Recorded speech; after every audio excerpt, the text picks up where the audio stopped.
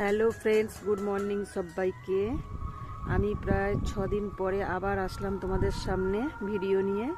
এই 6 দিনে প্রচুর শরীর খারাপ, ঠান্ডা লাগা, কাশি, একদম কথাই বলতে পারছিলাম না, ওর জন্য আর ভিডিও করতে পারিনি।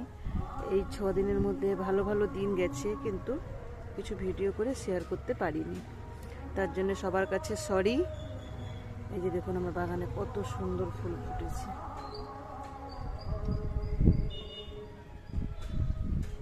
সকালবেলা দেখলে মনটা খুব ভালো হয়ে যায়। আবার ভাবলাম আবার একটু সুস্থ লাগার জন্য ভিডিওটা কন্টিনিউ করি।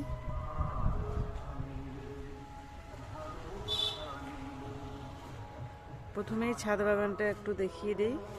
6 দিন পরে ছাদ বাগানটা কেমন লাগছে আমার।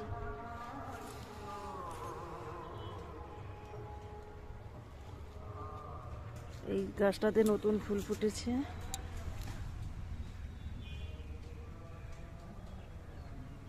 এই যে একটা হলুদ ফুল,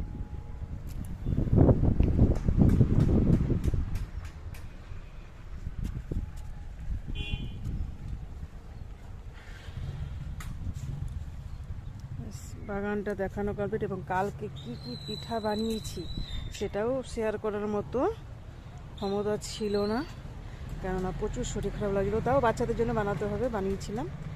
সেই কি কি পিঠা বানিয়েছি সেটাই আপনাদেরকে দেখাবো, চলুন।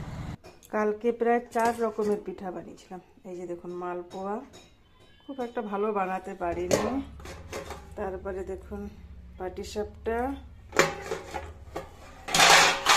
তারপরে হচ্ছে চিতই পিঠে 3 রকম হলো, আর হচ্ছে দুধ পুলি 4 রকম। এই পিঠেগুলো বানাতে বানাতে অনেক দেরি হয়ে গেছিল। এই যে পাটিসাপটি। এরপরে দুপুরে রান্না হবে খাসির মাংস। এটা আগে থেকে আনা ছিল, ফ্রিজে রাখা ছিল, তাই বরফ করতে বলতে জলে দিয়েছি। আর আমরা তো খাসি খাই না, আমি আর আমার ছোট মেয়ে, তাই খাসি মাংস খাই না, যখন ব্রয়লার মাংস আনার জন্য বলা হয়েছে। আজকে যেহেতু খোলা বিশ্রাম, সেহেতু ভালো করে মাংস রান্না করে জমিয়ে খাওয়া দাওয়া হবে অনেক দিন পর। আর আমি এনেছিলাম এই যে এগরা গিয়েছিলাম, এগরা থেকে যে খেজুর গুড় নিয়ে এসেছিলাম, ঝোলা খেজুর গুড়। 1 কিলো তো কালকে পিঠাতেই শেষ হয়ে গেছে, আরও একটা ডিবা আছে, আরও একটা ডিবা আছে। এগুলো রুটি দিয়ে খেতে খুব ভালো লাগে। তো আজকে এ পর্যন্তই। আবার আমি কি কি রান্না করছি সেই ভিডিও আবার বিকালে আপনারা পেয়ে যাবেন। তো বাই।